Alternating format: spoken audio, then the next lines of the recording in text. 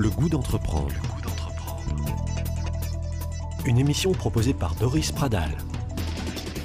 Bonjour à tous, très heureux de vous retrouver pour une nouvelle édition du Goût d'entreprendre. On va parler de formation et d'un métier qui semble revenir en force, celui de couturière ou de couturier. Muriel Astier est la fondatrice de l'école Idée Coupe et Couture, installée à Toulouse.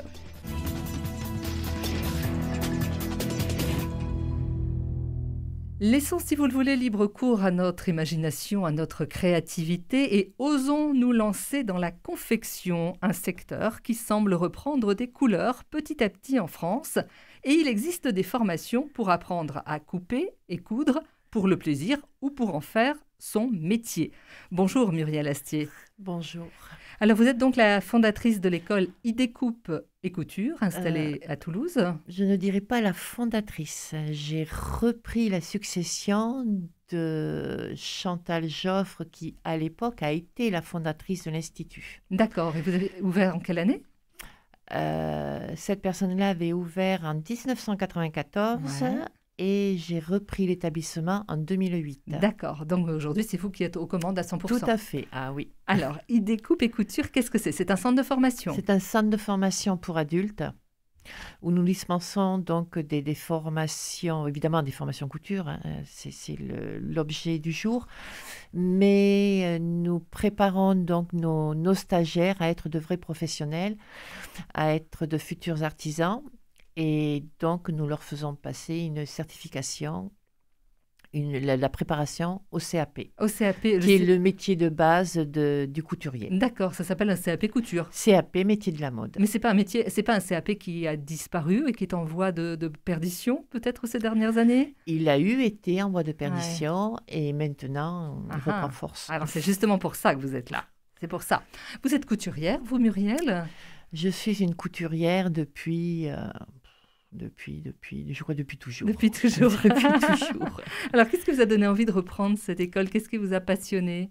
J'étais à un tournant de ma vie où j'avais besoin de me reconvertir. Ouais. C'est un métier que je n'ai pas pu pratiquer au vrai sens du terme plus jeune, puisque j'avais des parents qui avaient décidé qu'il en serait autrement.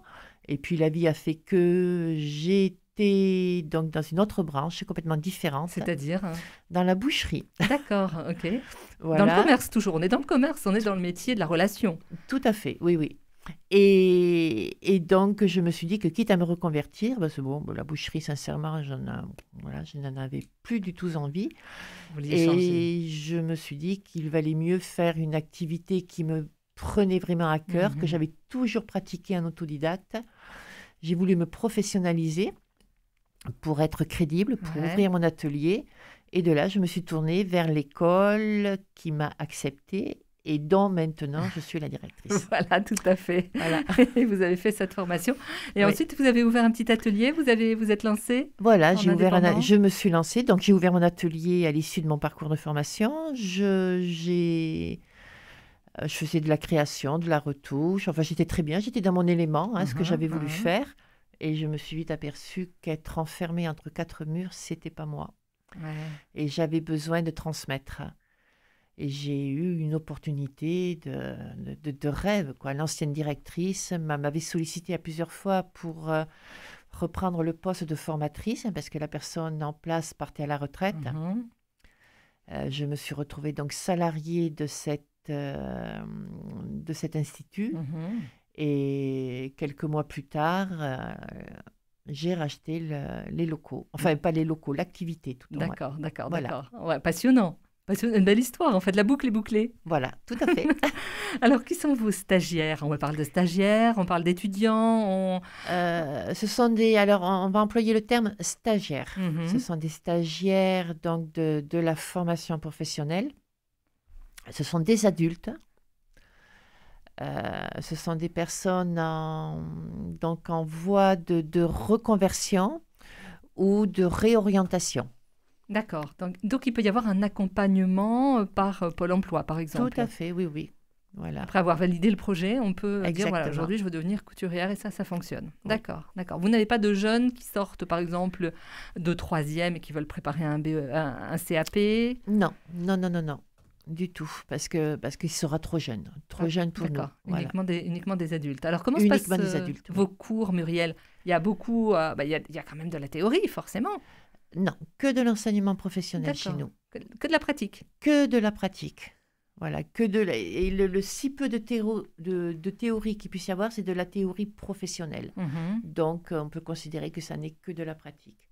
Pour passer le CAP, c'est un an de formation chez vous? Une année scolaire, tout simplement. D'accord. Voilà, à peu près 9 mois. Et la moyenne d'âge, alors, de vos stagiaires? 35-40 ans, Ouais. à peu près. Il y a très peu de jeunes, au premier sens du terme, et plus des dames qui ont envie également de se poser, de dire maintenant je fais le choix de mon métier, des années qui me restent à travailler, et ce qui fait que voilà, la moyenne est un peu plus élevée. C'est ça. Alors donc ensuite elles ont un projet, qu'est-ce qu'elles veulent faire? Est-ce que c'est de l'ameublement? Non, c'est de la couture vêtements. Couture vêtements, voilà, d'accord. Vêtements uniquement. principalement.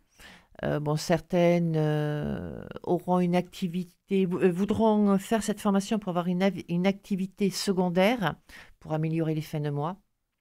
Pour d'autres, ce sera vraiment pour avoir une activité à plein temps. Au début, plutôt sous un statut auto-entrepreneur. Bien sûr, pour tester l'activité. Exact, voilà, oui.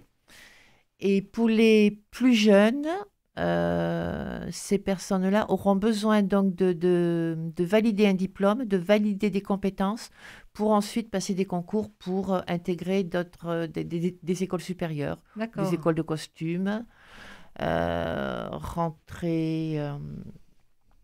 dans le mode du costume, oui, principalement. D'accord, c'est très très intéressant. Ça veut dire qu'on peut poursuivre après. Ah oui, on peut poursuivre.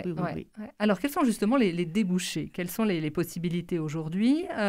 Ouvrir son atelier. On dit que ce sont des métiers qui reviennent sur le devant de la scène. C'est très très large. Le contexte actuel veut que la personne va vouloir donc ce dont on évoquait ce que vous évoquiez précédemment. Donc, il y a des questions d'économie. Il y a le besoin de recyclage, de transformation. Le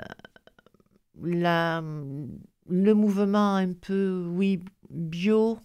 Oui, c'est ça. Bio. Oui, puis voilà, avoir une éthique écologique de consommation, voilà, écologique. Ouais, d'accord, ça vous le sentez? Vous avez des stagiaires qui viennent avec cette idée? Oui. D'accord. De faire quelque chose pour la planète. Eh oui.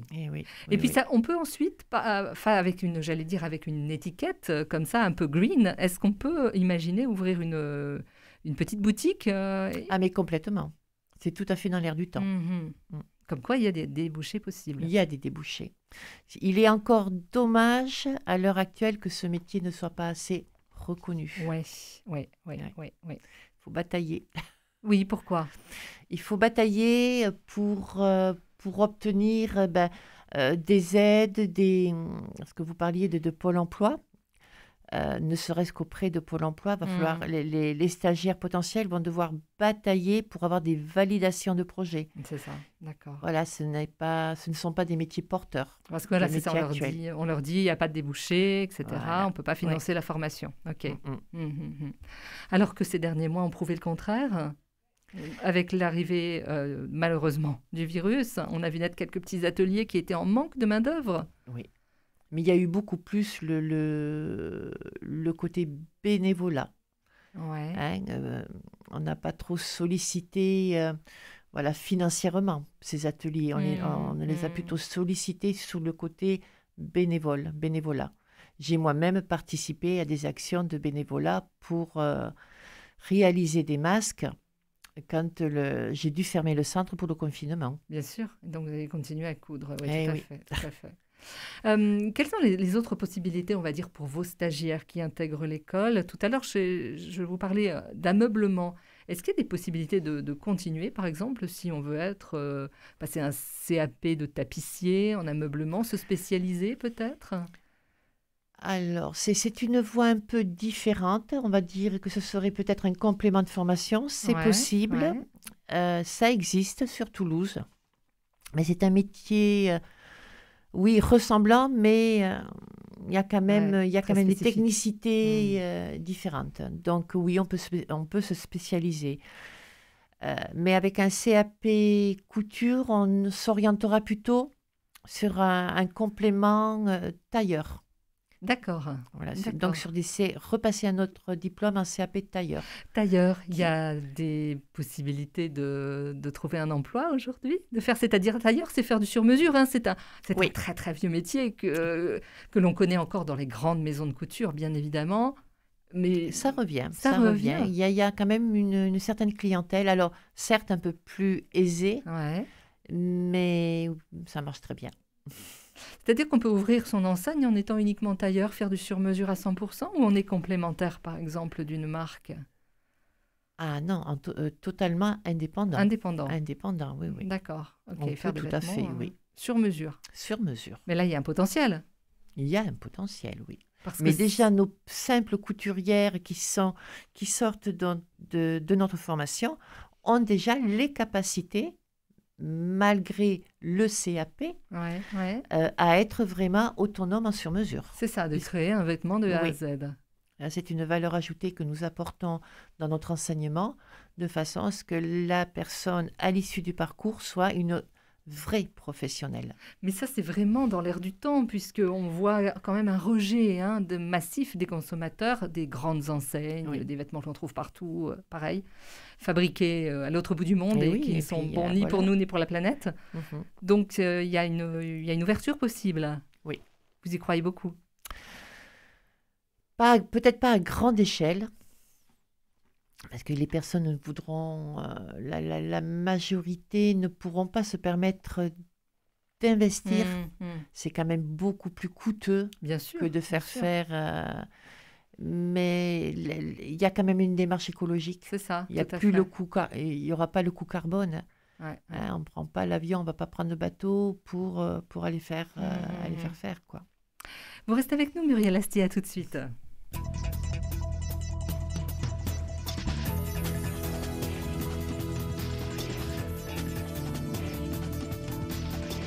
Le goût d'entreprendre, Doris Pradal.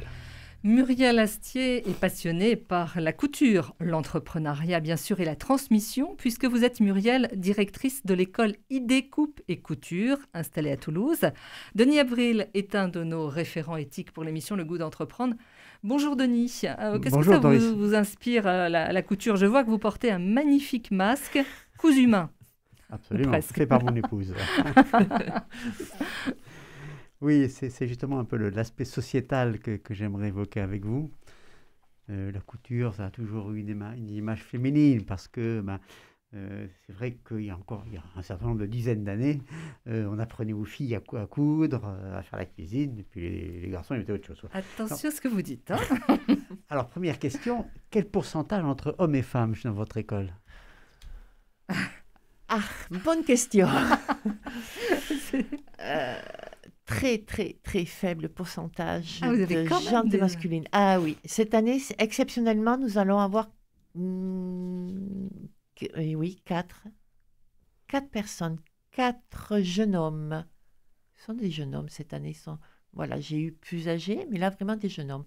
Donc, 4 sur un effet... Oui, alors on va dire... je vais dire des bêtises, là. Je ne sais même plus compter. Même pas 10%. Même pas. Vous avez combien de stagiaires à l'école? Même pas 10%. Là, en ce moment, une quarantaine. Donc, oui, 10%. Ça fait 10%.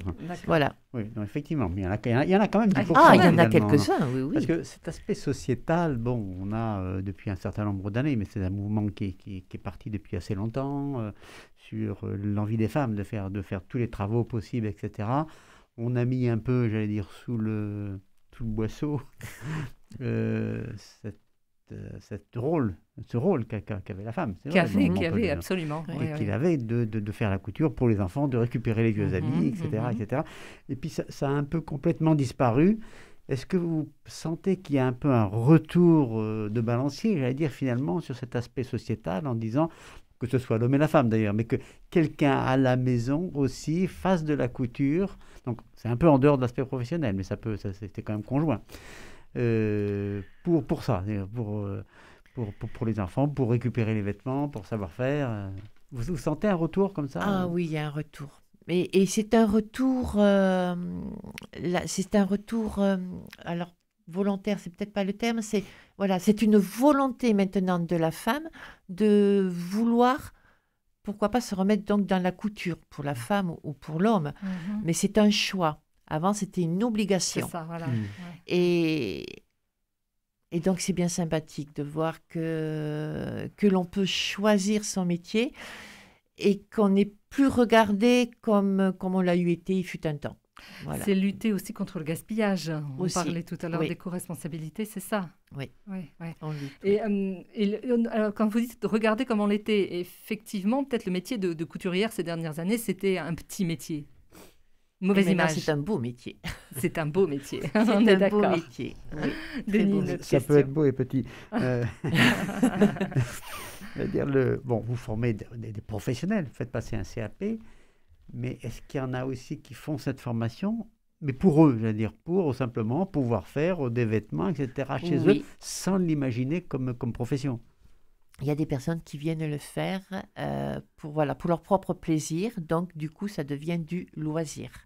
Ouais. Donc, elles vont s'autofinancer leur parcours de formation elles ne seront jamais professionnelles, mais elles auront acquis ces compétences pour améliorer leur garde-robe, pour leur quotidien, pour les économies, pour se faire plaisir tout simplement. C'est ça, créer. Et ça, ce sont des personnes de quel âge à peu près qui font cette démarche, hein? Pas forcément les plus jeunes. Je dirais plutôt des personnes après 40 ans. Les personnes qui vont vraiment se faire plaisir, ce seront des personnes un peu plus matures. C'est-à-dire que l'évolution sociétale dont on parle, elle n'a pas encore touché les jeunes, les plus jeunes, c'est-à-dire en dessous de 40 ans. Pas encore. Et puis, il y a aussi l'aspect économique de la formation, financière, je dirais. Donc, les plus jeunes qui ne veulent pas en faire un métier ne vont pas... Quoique je risque de dire des bêtises, parce qu'il y a quand même énormément de jeunes passionnés en couture qui transitent via des associations ou des clubs de quartier ou des MJC et qui pratiquent quand même de la couture. C'est ça.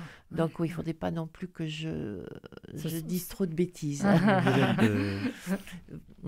Et vous êtes en relation avec tous ces autres organismes, finalement, qui le font peut-être pas à titre purement professionnel pour faire passer des diplômes? Non, pas vraiment, parce que nous sommes vraiment, on est vraiment, nous, dans notre créneau de formation certifiante et qualifiante, ce qui fait que c'est vrai qu'on ne prend pas trop le temps de regarder ce qui se passe à côté. Quand on parle de formation, Muriel, on parle aussi d'apprentissage. Oui. Est-ce que, par exemple, vous avez des apprentis chez vous? Eh bien, pardon, depuis peu, oui. Nous avons des apprentis, alors des apprentis adultes. Et depuis peu, nous sommes passés à organisme de formation CFA. Donc, c'est vraiment très récent.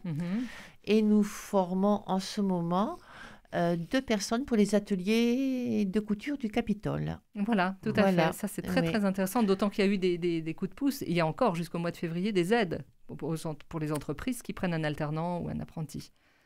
Alors, les aides vont être, oui, effectivement, pour les accueillants, pas pour les centres de formation. Pas pour les centres de formation, mais voilà, pour les entreprises. Très bien. Et en amont, ça, effectivement, c'est bien que ça existe, oui. Voilà, ça vous amène des stagiaires. Eh oui. Denis, notre question. Oui, j'aurais une question peut-être un peu plus technique sur la formation. Vous disiez tout à l'heure, il n'y a pas de théorie. Moi, je suis pas, la couture, je ne connais pas, mais enfin, si, quand même, au travers un peu de mon épouse. On ne coud pas de la soie, comme on va coudre du coton, etc. Donc, il y a quand même une théorie du tissu. Là, alors, c'est de la théorie, ce que nous appelons, nous, de la théorie dite professionnelle. Quand j'entends le mot théorie, dans un sens plus large, c'est l'enseignement général. Donc, nous ne dispensons pas de cours de maths, français, histoire géo, qui sont des épreuves malgré tout obligatoires au moment du passage de l'examen. Ah oui. Sauf pour les personnes qui détiennent déjà un diplôme dans un autre domaine. Donc voilà, je voyais plutôt le côté théorie sur l'enseignement général. Mais bien entendu, il y a de la théorie en pratique et cet enseignement est dispensé au quotidien. Il n'y a pas de cours magistraux. C'est, voilà, nous arrivons, on s'installe. Je dis on, que ce soit les formateurs ou les stagiaires. Et l'enseignement théorique et pratique se fait en même temps comme une vie d'atelier. Je ne sais pas si ça peut répondre à votre question. Mais c'est la mise en situation directe. Directe, voilà. Oui, donc la prise de mesure, la géométrie, toutes ces notions qu'il faut même avoir, je suppose, en couture, ça prenne sur le tas. Et qui sont très importantes. Voilà, mais vous avez soulevé le mot géométrie. Le mot géométrie, ce côté-là est très, très important. Et la personne qui n'aura pas cette notion de géométrie va se trouver pénalisée dans son enseignement, dans la réception de l'enseignement. Bien sûr. Donc, nous, on s'assure en amont que ces personnes ont un minimum de prérequis pour pouvoir recevoir ce type de formation. Exactement. Parce que la couture, malgré tout et malgré ce que l'on entend, c'est quand même un métier à part entière et qui demande certaines capacités et certaines compétences de base. Bien sûr, et on allait y venir, c'est hyper important. J'allais justement rebondir là-dessus sur les prérequis. On ne peut pas devenir couturière, n'importe qui ne peut pas devenir couturière. Non. Si, par exemple... Je prends un exemple. Vous êtes mauvais en maths. Eh bien, comment faire pour calculer le métrage d'une robe, d'un rideau, d'un voilage, etc. Et même pour faire le patronage. Donc c'est là, pas possible. Alors on peut être une bonne couturière, on peut être qu'une simple exécutrice. On nous donne des consignes, on ne cherche pas à comprendre, on exécute. Et on pourra quand même être une bonne couturière sur la machine. Mais la personne qui se voudra qui voudra créer, de toute manière, si elle ne maîtrise pas les chiffres, si elle a du mal à se repérer dans l'espace, si elle a du mal avec la géométrie, tout simplement, avec le sens de l'orientation. Souvent, je vais comparer une personne, quand je sens qu'il y a quelque chose qui ne va pas dans la phase de test, voilà, vous êtes au volant, est-ce que vous avez le sens de l'orientation? Et ça paraît incongru, mais je vous assure, on le vérifie. Ah oui. C'est vraiment vérifié. Quand on la met devant un exercice de test pour faire un petit patronage basique, où la personne va être guidée, elle va se sentir perdue. Complètement perdue. Et là, on sait qu'il y aura un blocage. Et dans ce cas-là, vous dites à la personne, écoutez, je pense que la formation n'est pas adaptée. Oui. Vous osez le dire. Ah, j'ose le dire. Ça ne sert à rien de faire perdre du temps, toute façon. Bien sûr. La personne en souffrirait. Au bout on va quand même vivre pendant 9 mois. Et je le compare également souvent à une grossesse. Pendant 9 mois, on va porter la personne. On va porter... Et au bout, si ça se passe mal... Bien sûr, voilà. Bien sûr, donc c'est une déception. J'ai des images un peu... Oui. Il y a un coût, on n'a pas parlé d'argent. Combien coûte la formation, Muriel, si on la finance ou même lorsqu'elle est prise en charge? Alors, je ne parlerai pas de coût parce que je n'en parle jamais puisque nos formations sont vraiment individualisées et personnalisées. Donc, j'adapte des parcours. Toute personne n'aura pas la même durée de parcours. Donc, il n'y aura pas le même coût puisqu'on facture à l'heure. On fait un devis, il y aura tant d'heures et donc ça donnera un coût. Par contre, il y a un dispositif marché public qui est mis en place depuis quelques années par la région Occitanie qui permet à un certain nombre de demandeurs d'emploi de bénéficier d'un parcours de formation qualifiant sur du temps plein et avec une totale prise en charge. Voilà, d'accord. Voilà.